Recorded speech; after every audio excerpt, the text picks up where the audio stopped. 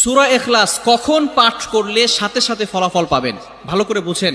সূরা ইখলাস হচ্ছে পবিত্র কোরআনুল কারীমের ভিতরে ছোট সূরাদের ভিতরে অন্যতম একটি সূরা। তবে ফজিলতের দিক থেকে সূরা ইখলাস হচ্ছে গুরুত্বপূর্ণ ফজিলত, এবং এই সূরাটা এমন একটা সময় আল্লাহ পাক রব্বুল আলামিন নাজিল করে দিয়েছেন যখন আল্লাহ রাসূল সাল্লাল্লাহু আলাইহি ওয়াসাল্লাম দ্বীনের প্রচার করতে লাগলেন।